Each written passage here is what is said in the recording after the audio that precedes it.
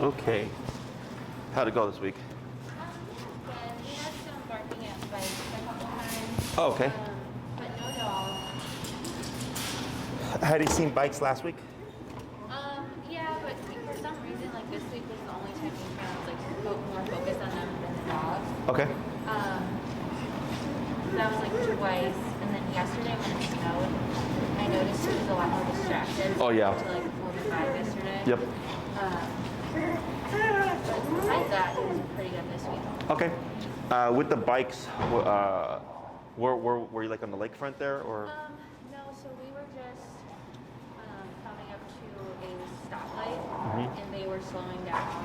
So that was the first instance, and I think he got a little too close. And then the second time, he was actually in a sit, and the bike was coming this way down the street, and that was the second reaction. Okay. When you corrected him, was it an easy de-escalation, or was it? Okay. Yeah, the first one was pretty easy. The second one kind of had to do like a tap and then start to walk away. We were sitting for a dog across the street. Sure. Focused on that and then Oh, sure. So it sounds like a couple things happening at once. yeah. Okay. So one thing that you can do, because you're in, is it Lakeview? Yeah. Okay. You know, like the lakefront area where the trail is. Have you been there? So if you go east, so you're in Lakeview, you go east, you're gonna hit Lake Michigan, but you're gonna see a lot of open grass and like trails, and there's like a playground and a golf course, and it's like all the stretch of the lake. So a lot of people ride their bikes there. Plus you'll see dogs. There's also off-leash dogs, but they tend to hover around a certain pocket. So like if you wanted to, if you see the bike thing becoming more of a thing, then we start to target it. Okay, so like let's say this week you saw like 20 bikes, but then you barked at 2, then I go, nothing to worry about. But if like we only saw 2 bikes and he barked both times, and I go, okay, well let's keep tabs on that. But if you're wanting to challenge it, that's typically where people ride their bikes up and down. There's rollerbladers, bikers, segways, Yeah. so you'll see lots of different stuff there. Okay. There's also like, and he might be great there, but then when he sees a bike on the sidewalk, like it's because it's a different context, that if you see reactivity there, then I would just bump the number when you correct them. So if you went to 45, just the next time you see a bike, assume 45 or whatever. And if it's still a challenge, the next time 55. And again, you're just building off of it.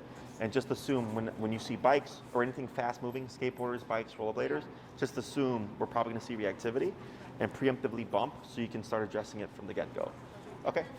Like sometimes we'll come to a crosswalk or react and there'll be either like a biker or a runner just like stationary because they're waiting for the light to turn. And then it's not until they start going is when we react. Yes. So is he fixating before? He isn't fixating before, but I think when he like realizes, like for example, the runner, when he realizes she's about to start going faster, then that's when he kind of like turns it on. Okay. Yeah. So what I would do is same thing, choke up, right? Okay. Assume reactivity, preemptively bump, and then if you see, even if he's looking at them, or if he's seeming a little edgy, anything that's just away from relaxed, you can tap preemptively. So you can do that for sure. Or let's say he does look as relaxed as he can be. Then you're just waiting for that light to turn green and that movement to happen. So you just wait. So that they move first, you're already ready to correct them, to stop the situation. Wait a moment or so, and then move forward. Okay? So it's either you're preemptive or you're stopping it just as it's gonna happen, but you're anticipating it is. And again, anytime you see a runner stop next to you or a bike or whatever, you're gonna assume he's gonna blow up. And then eventually, he's going to start to hold off on the reactivity. Okay, so I would do that for a good couple of weeks, depending on how many contacts you get. And then if you get plenty, then going into the 3rd week, I start to lay off the corrections to see if he self-regulate.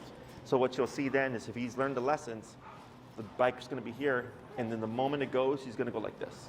Like if he's thinking about it, but he right away retracts, anticipating that's gonna happen, we don't do anything.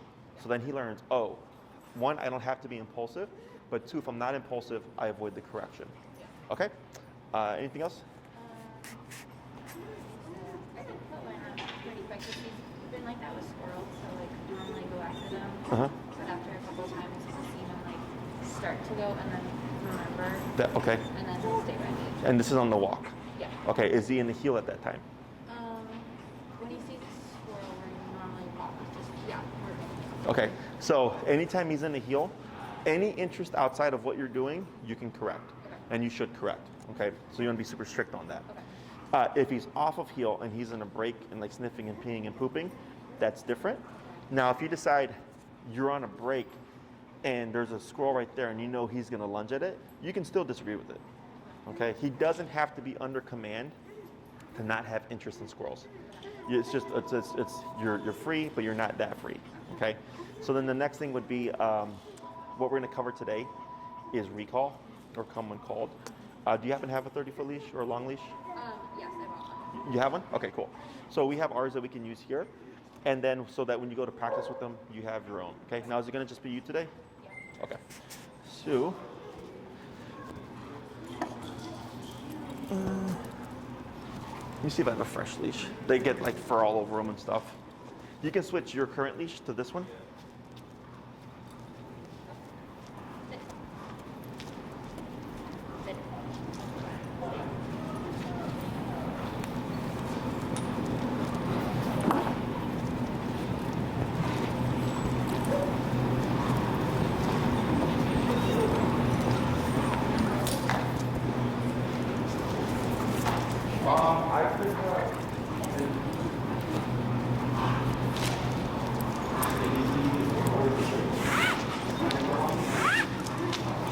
Should I keep it on the prom?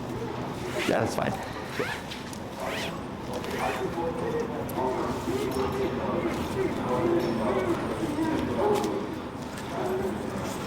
Is he more relaxed, or do you find him being anxious like this in the neighborhood as well? Okay. Yeah. Plus the setting is just out there normal. And you're gonna clip this to the same link there.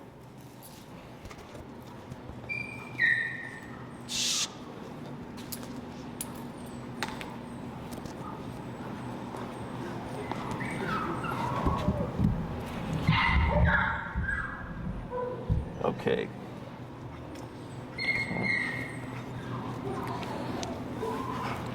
Which hand do you hold the written left hand? Yeah. So what you're gonna do is with the long leash here, is you're gonna take the handle, put it over your left thumb, okay? So your remote's gonna be here, and then that leaves these 3 fingers free, okay? You're gonna have the leash over your right hand like this. So when Beau's moving towards you, you're gonna be moving backwards, and also reeling in the leash like this. Just throw it on the ground, okay? Don't worry about trying to hold it all. So the reason for this is, if you're outside and Beau were to take off after something, having the leash around your thumb locks that leash. Okay, so if you have it like this, it can rip out like that. If you have it over your hand, it can rip out. If you wrap it around your fingers, you break fingers. Okay, so this helps lock your leash. So then if I'm like this and Beau starts to take off, people try to hold the leash. You don't want to do it like this. He's in a rope burn. Okay, so what I tell people to do is, as long as he's not running into anything dangerous, let this go, because he's going to be secure here. When you're reeling in your leash, you want to get in the habit of doing this to this to this, which I think I showed you on the short leash, huh? Maybe. So here, it's just over your hand like this, over like this, and then like this. Like that, perfect, okay? So this locks your leash as well, okay? So when you're backing up, you're shortening your leash, and you would automatically do this whenever you stop, okay? Don't worry about how much you reel in. Just remember, the moment you stop reeling it in, do this. So if Beau were to take off, we're not worried about rope burn here, okay? Because it's gonna lock your leash. It's only when you try to hold it like this, okay? So the last thing here is when you're starting off. So I'm gonna be holding Beau in the green leash. You're gonna have the black leash here. Is if we pretend I'm at the end of the leash, is you're gonna put a little bit of pressure. You can see the tension here, and you can feel it in his collar. Is you're gonna put tension on Beau, and then you're gonna start tapping. And the moment we see Beau moving towards you, you're gonna stop pulling and tapping and move backwards and do the reeling in of the leash like this, okay? I know it's a lot of stuff to remember. Don't worry about getting everything right the first time. As you practice them, it's gonna get easier to do, okay? What's your number currently at? 31. Let's go down to 18. And grab here. Okay. Break. All right. So I'll have you go towards the wall there.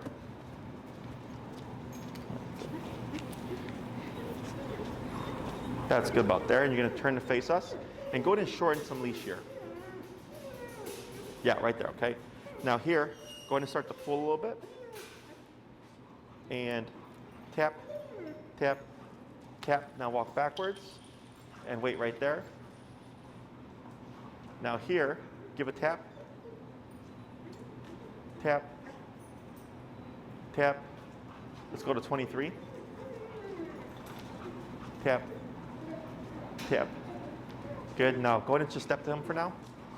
Step next to him. Yep. Now praise. Good. And then you're going to hand me the green leash. And break. Good. We're going to repeat that 4 more times.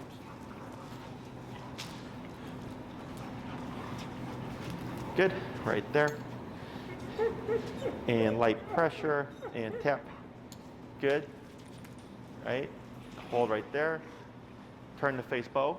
Walk backwards. Tap, tap, tap. Good. Hold right there. Wait a moment. Tap, tap, tap. Let's go to 28. And here, once you're there, go ahead and turn to face Beau. Take a step back. Tap.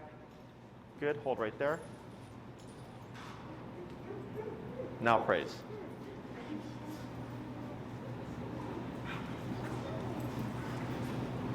Good. And green leash. Good. And break.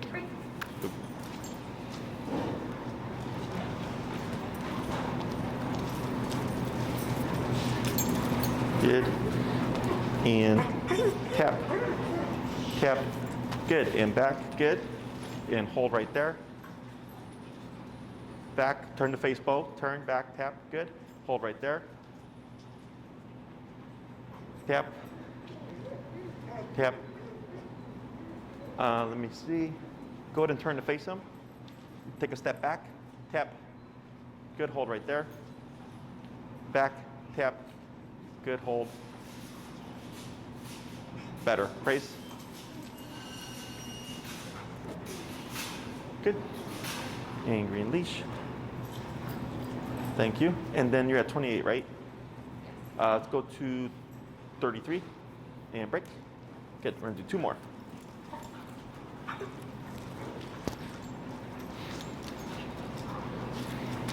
Come a little forward. A little bit more. Good. Right there. And a little pull. Tap. Tap. Tap. Now back. Good. Hold right there. Back tap. Tap. Back tap. There you go. Hold right there. Turn to face him a little bit. Now back tap. Good. Hold right there. Better. Praise.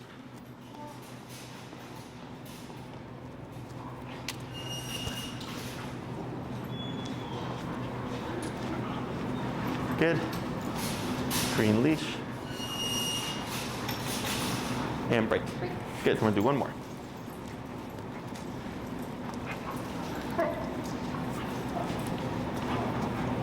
Good. Tap. Tap. Good. Hold right there. Hey! Shh. Good. Back tap.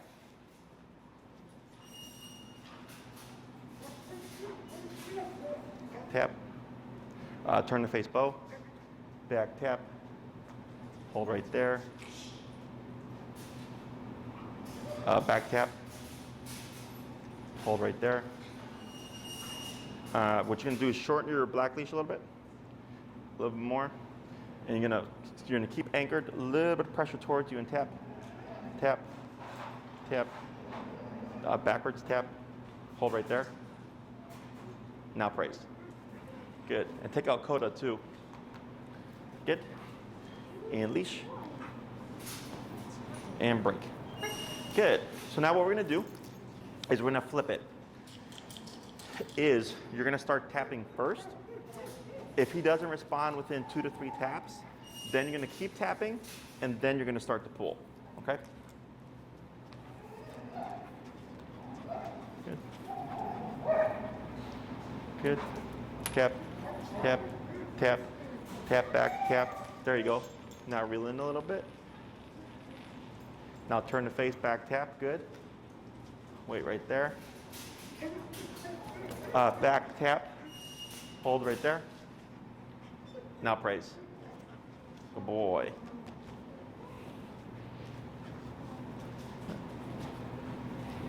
Thank you. And break. Break.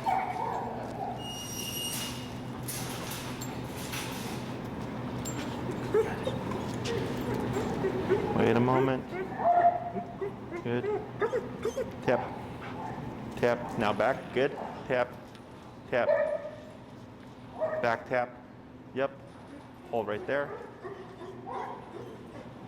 Shh. Tap. Tap. And praise. Good.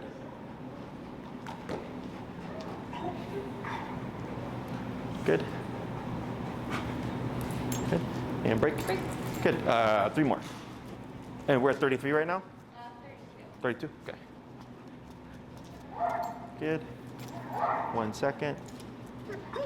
Wait a moment. Wait a moment. We're just letting them settle right now. There we go. No.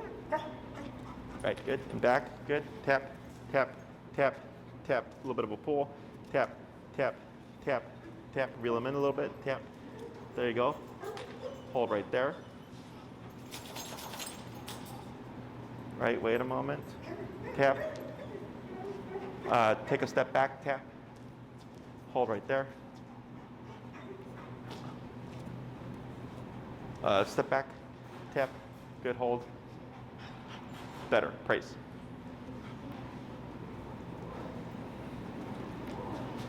Good. And green leash. Oh, it came off.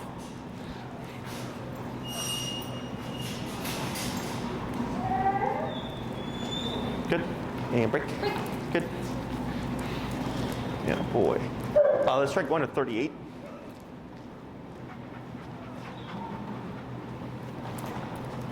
Watch him with Harley because he's supposed to be like really big energy. Tap, tap. There you go. Now back. Good. Hold right there. Turn the face. Back tap. Yep. Hold right there. I think that's close enough. Yeah, praise. Good boy. And one more. Am I going back too fast or does that not matter? No, you're good. Yeah, your speed is good. Good. Break. Shh.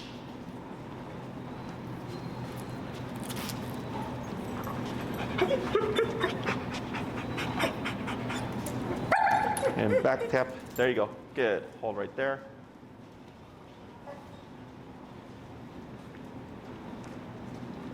Good. And then wait. Tap. Back tap. Good. Hold right there. Back tap. Hold. Back tap. Tap. Good. Hold right there. Keep where you are. Lightly pull in and tap. There you go. Now praise. Good. So here we'll give them a break. We'll let them rest. So what we're doing is we're teaching them the foundation. Okay. We're going to add the word before the end of class. But here, like let's say you called Beau and he did come to you, like it wouldn't give us the opportunity to use the remote. So here we're not using any words and just the pressure to make sure that it's the e-collar itself causing Beau to come towards you. Okay. Questions so far about this? So the backwards motion is super important. Your steps are good. You're very pronounced, which is good. Most people tend to do little steps like this. And the reason why we want pronounced kind of big movement or quick movement, one is you get what you give. So as you practice this more with him, if we practice like a slow movement, you're going to get a slow recall. Okay, so like some people even run back. For the sake of like just learning, don't worry about that stuff. But your steps were very good. Okay, so for Beau, when you're outside practicing,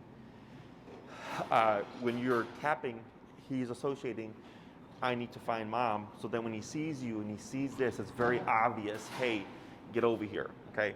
So most people, when they struggle with recall, they call their dog, but they're stationary. So the dog sees them, you get the attention, but they're like, what? So that's where the movement comes into play, because a lot of people will say, if I call my dog, they don't come, but when I try to walk out of the dog park or whatever, my dog all of a sudden doesn't want to be abandoned, and they come following me. And they go, it's not because they don't want to be abandoned, it's because now you're moving. So you're giving them something to attach to. So same thing here, that movement helps give Beau something to attach to. Also, if you happen to be in a setting where he cannot hear you, and you tap him, again, it's going to get his attention, and he sees you doing this, that's the visual cue of like, you need to return to me, okay? And this is a forever thing. Every time you call Beau, you'll always want to take a couple of steps back, okay? So like my dogs, off leash trained 8-9 years. If I call them, you'll always see me doing this, okay? The way we're practicing this is not realistic, okay? No one's going to be holding Beau for you. He's not going to be sitting there. So when you practice, you said he likes squirrels. Use it to your advantage, okay? So lakefront, where I just told you, by Diversity and Inner Lakeshore, there's a little section by the golf course. There's usually tons of squirrels there come the spring and summertime. So I used to go there with clients to practice because of all the squirrels that are there. So you take Beau, break, pop him on, he'll be on the long leash break, and then like if you see a tree with squirrels in it, let him be distracted by it, and then you practice recall off of that, okay? So typically when people have to call their dog, the dog is running away, the dog is chasing something, or the dog is running towards something they shouldn't. It's almost always running away from the owner. So I want to practice that as much as possible, okay? So as we advance and we learn more commands, we would never do my advice is to never practice recall from sit, down, or stay, okay? Because you're going to create a problem where he's going to assume you're going to call him when you step away from him. So he's going to start prematurely running towards you, okay? So that defeats the purpose of the stay aspect of it, okay? Now, I've had clients, their dogs have no squirrel drive. They don't care for dogs. They don't care for people. Like, they really just don't care about anything. So in order to practice the recall, they have to do stay to come. But what they'll do is they'll randomize when they call the dog.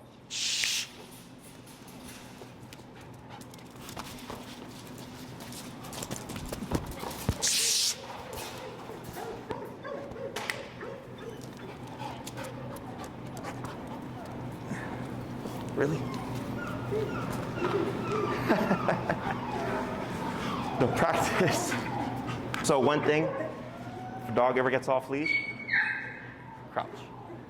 Yeah, most people's first instinct is to chase.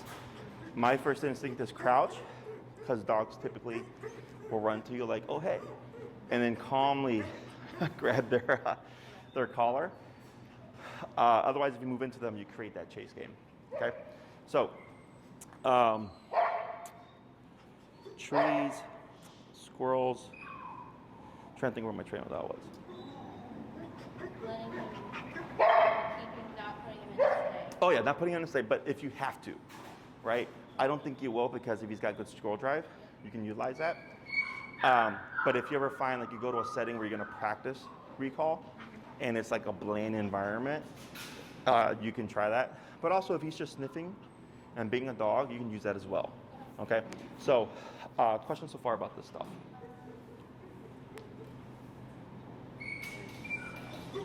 Nope. So what we're gonna do now is we're gonna add in the word of come. Everything's gonna stay the same. You're gonna say, Beau, come. If he responds and starts moving towards you, you're gonna still tap at least once. Okay, so Beau, come, and if he's already moving, don't worry about it, tap at least once still, okay? If we see it push him away, or if you see him stall, you'll just keep tapping and moving back as normal, okay? Questions? So does the come verbal chant come first and then tapping? Yes. Okay, so it's cue first, then tap. I use the word with the recall, because typically when people use the dog's name, they're using it as a form of recall. Okay? So, but you wouldn't say like Beau heel, Beau sit, Beau down. Because if you use Beau, come, he's gonna assume every time he hears Beau to come to you, right? So then for those commands, it'll be just down, sit, stay or whatever. So that, because if you say Beau and you're gonna say down, he's gonna default recall to you as opposed to downing, okay? Now, if you want him to not have any association to the name, then just give the command itself no name. Does that make sense? Questions? Leash. Alrighty.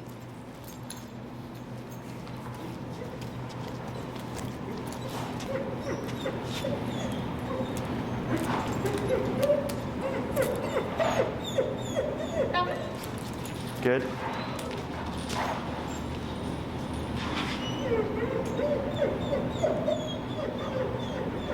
Back tap. Good, hold right there. Go ahead and praise, that's good. Good. And break.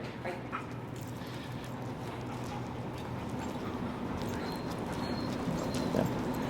You can leave the leash as it is. Yeah, that's fine.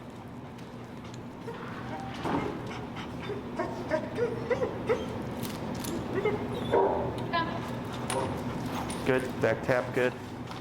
Back tap, good, hold. Go ahead and keep where you're at. A little bit of a pull, tap, good. Now praise.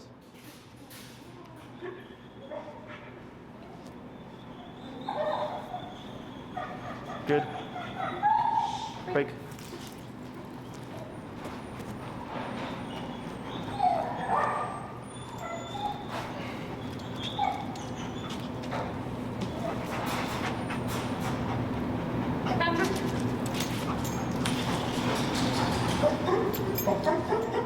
Good, hold there.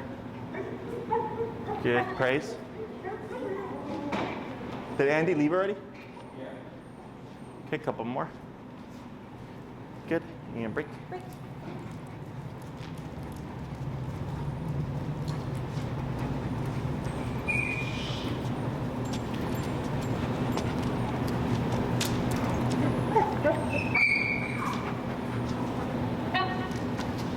Tap, back tap. Good.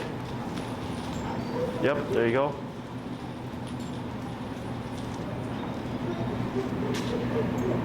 And praise.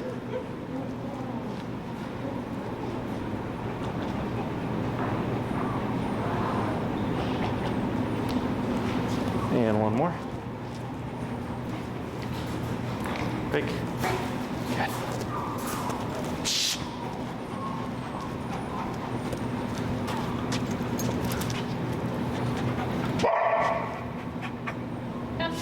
Good. Oh, that was a good one. Yep. Tap back. Yep. Hold right there. Turn to face. Back tap. Is there a collar on her? Back tap. Yeah. Back tap. Good, hold. Tap. Back. When you turn towards back towards this way. Yeah, like that. Hold. Better. Praise. All right. You want to bring him over?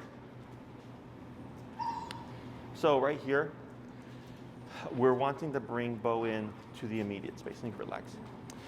So when we call dogs, I always want them within a 2 to 3 foot range of me. I don't care where they land, okay? Left, right, front, back, between your legs. I just need them within that immediate space, 2 to 3 feet, okay? So that's why sometimes he was kind of close to you, and I was going by his, give a tap here. Tap. There you go. Where his legs were. So if his legs were in that 2 to 3 foot bubble, then I was like, you're good, okay? So here, if Beau were to like land there, a lot of people like will accept that and go, oh, good boy, and then praise the dog. But then it creates, in the future, where he'll start to come towards you, and you'll see him slow down like he's gonna stop there, but then he'll just take off, okay?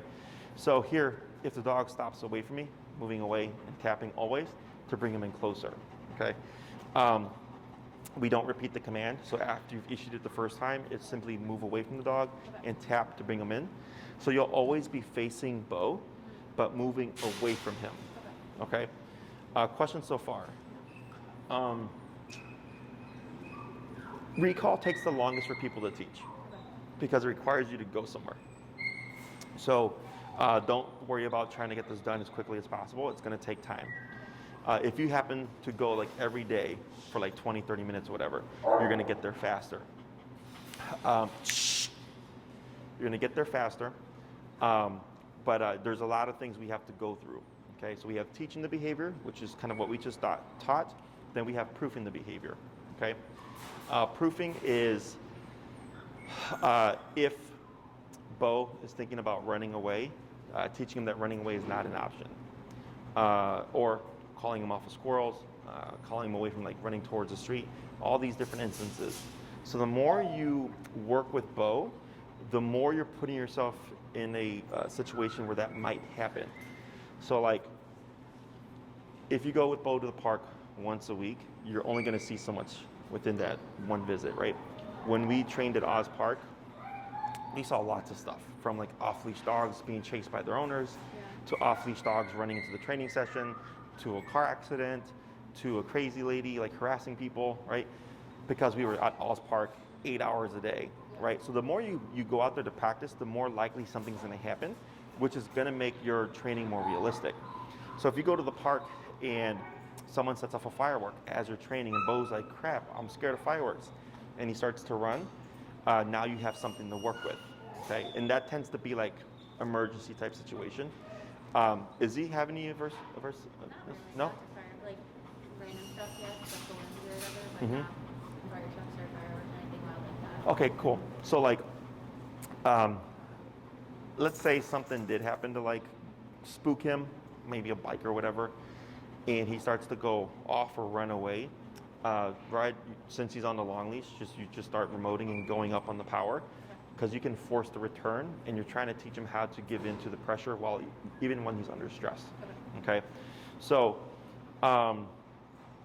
when it comes to calling him off of things, let's say he's having fun with squirrels. There's 3 points where you can do a recall. One is mid-pursuit, so half to 3/4 of the way towards the squirrel, as he just gets to the squirrel, and then as he's been barking at the squirrel for a while.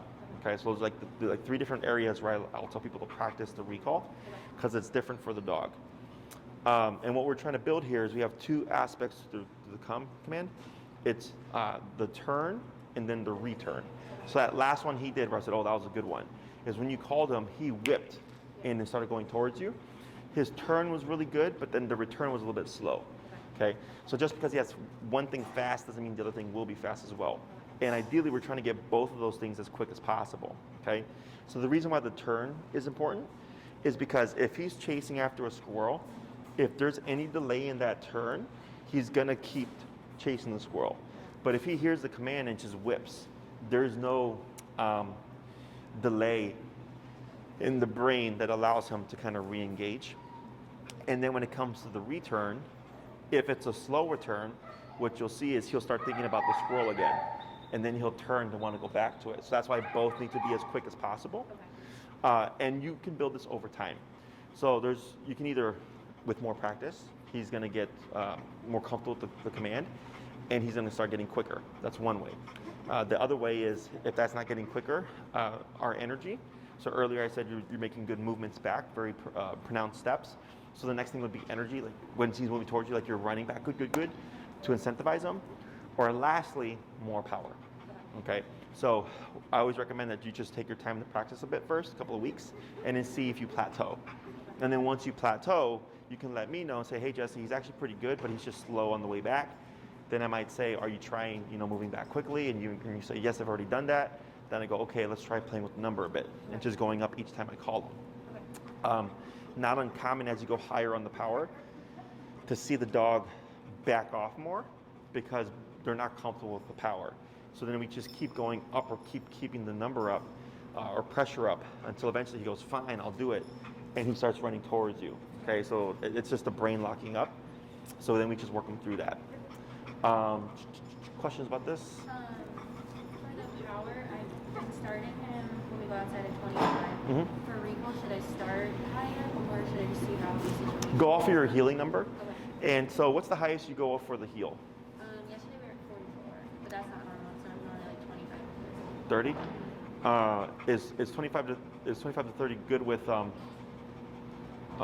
even distractions, just for like the occasional distraction, or? Yes. The occasional, yes, but for some reason yesterday was just... Okay, so what I might do is actually just come out the gate 30, 35, Okay. and unless you're getting like a lot of yelping, then you kind of dip it back down. So I might do 28 or something. So, because this is what, class number 3 or 4? 3. So if you're still getting like residual reactivity, sometimes going higher preemptively for the obedience can prevent reactivity. So like the bike stuff, potentially. Like you would still do what I said earlier, like just plan ahead and already have the number up there. But sometimes already just remoting them for simple stuff at a higher number will prevent stuff like that from happening, okay? So like let's say you go to 35, when you go out to the park to practice, you would start at 35, but then you would just go by his response. So you can tell if he's really being mindful of the recall, if like he just goes straight back to you. Otherwise, you might see him sniffing the ground. You might see him kind of just looking around the environment. Yeah, taking his time. Right now, I'm not worried about it because we're just teaching the concept. But then as you practice with him and you start to notice like, yeah, at 35, he sniffs the ground, he eats up goose poop, he stares at squirrels, like he's completely blowing it off. And this is on the return. Like you'll see him coming back to you and just like, oh, what's this? And like start sniffing something. I bump it, okay? And eventually, once you hit that right number, you're gonna start seeing them straight shouting it to you, okay? Other questions? The park we like to practice at, it has a huge field, and a lot of people will let their dogs off leash. The only thing I'm concerned about is like, if I let him off, that's like kind of half the field, so I'm kind of worried about dogs coming into that space. Should I? Is it John Quill? No, it's Rightwood. Oh, yeah. Is that where you guys are by? Yeah. I'm trying to think if there's another park nearby. Because I know Wrightwood. I've been there. It's like on Ashland, right? Yeah, it's on Ashland, and you get the open space, and then you have like the playground and the basketball court. Yeah, and there's like a track with a field in the Oh, yeah. So when I've only gone there a couple of times. One space is, so if you're like facing north, northwest corner is the kind of bigger space, is in that little pocket right there. You know what I'm talking about? Yeah, like closer to Ashland side, that one? Not the Ashland side. It would be the playground, basketball court, and then like right there, there's like another, I feel like, section that's open, but there's a track around it. Yeah. When I've gone there, I feel like everybody goes to the bigger space on Ashland, and then that space where the track has been for the most part empty, unless that's changed. I mean, for the most part, because I think people like come to bring their dogs in like groups together too, and they're like all hanging out in the middle. Yeah. I've seen both on like the Ashland side too, but we just like usually like to practice in the middle of the field, so that's what I've noticed it more. Okay. I don't know if any other parks in that area. I know if you're willing to drive, if you go to the Vision in Inner Lakeshore. Have you ever been there? Diversity Golf Course. So you can use Diversity Golf Course as a reference. So this would be north. This is the golf course. Then there's a parking lot just south of the golf course. And right across the street going southwest, you'll see another big patch of grass with trees, and there's a statue in the middle. It's a John Peter Altgeld statue. Right there, very rare that people go by. And there's a lot of squirrels there, and there's plenty of space to let them go into 30 foot, but have space. It's about like, it's pretty open. It's bigger than what you would get at Wrightwood. So you would have the distractions without too much risk of, are people going to let the dogs off leash here? Yeah. Definitely on the lakefront, there's pockets where people hang out, but there's plenty of space to reel him in and then kind of walk past them and not have to worry about, is their dog going to come to me?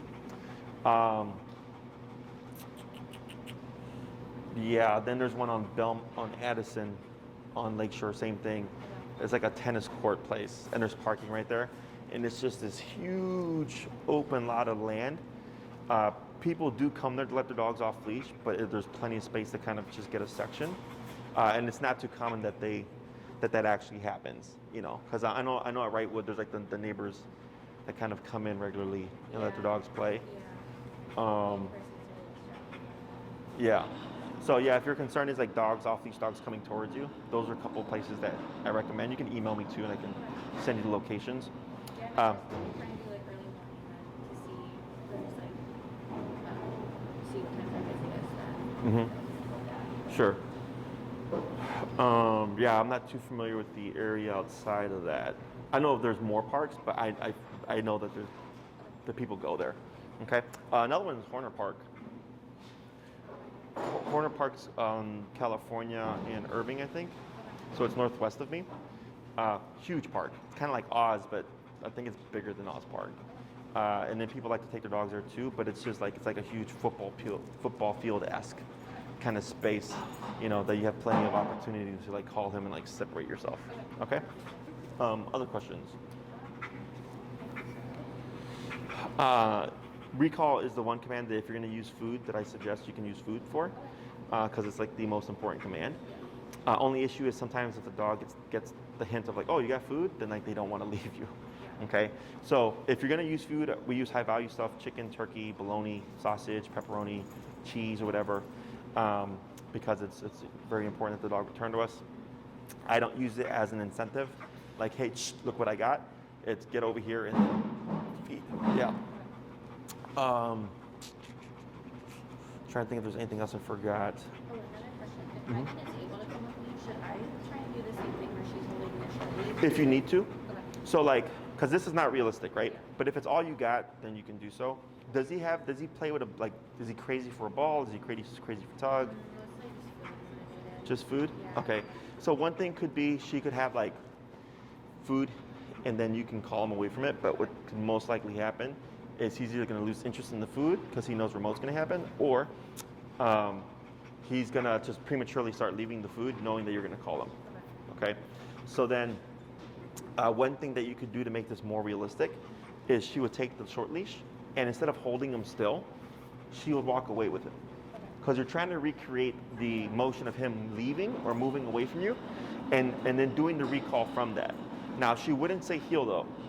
Okay, just grab the leash and start to walk away and like distract them and stuff. And then if you start to see that he's recalling off of her very easily, because in the beginning they get confused and they usually kind of default into a heel, is if you see him get really good at that, then the next step would be for either one of you to like grab the leash and start to like run and jog with him and distract them.